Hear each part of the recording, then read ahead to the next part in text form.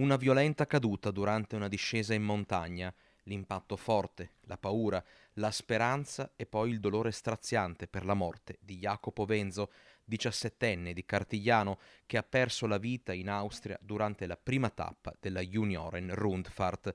Ci sono momenti in cui la vita ti mette in ginocchio, improvvisamente, senza preavviso, senza chiedere permesso. A terra, distrutti dal dolore, ci sono i familiari, gli amici, i compagni, gli sportivi e l'intera comunità di Cartigliano e di Nove, dove Jacopo è cresciuto e ha pedalato fino a pochi mesi fa con la Velo Junior 9. L'annuncio è arrivato oggi, anche se la tragedia si è verificata ieri da parte della sua nuova squadra, la Campana Imballaggi Geo&Tex Trentino. Il giovane ciclista è deceduto in ospedale per le ferite riportate. I parenti la scorsa notte sono giunti a Linz. La gara a tappe è stata annullata, la squadra ritirata dalla competizione.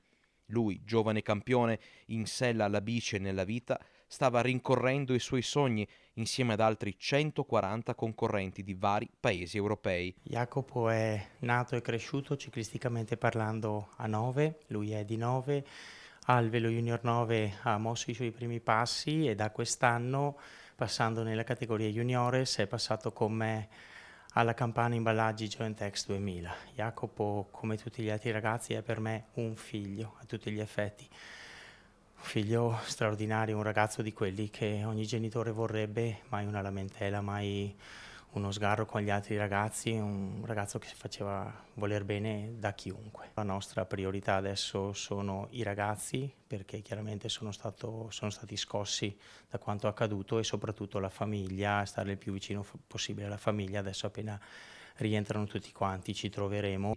Jacopo fa parte di una famiglia numerosa, 3 fratelli e 2 sorelle, e poi c'è la grande famiglia del ciclismo, di chi gli vuole bene. Jacopo, un ragazzo di 17 anni, con un futuro tutto da scrivere nello sport e soprattutto nella vita, e per questo fa ancora più male.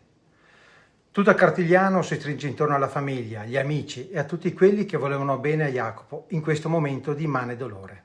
Nonostante il tempestivo intervento dei soccorsi e il ricovero in ospedale, Jacopo è deceduto per le gravi ferite riportate, hanno comunicato la Federazione Ciclismo dell'Alta Austria e gli organizzatori. Il 17enne, proseguono, stava scendendo da solo ed è rovinosamente caduto in una lunga curva a sinistra.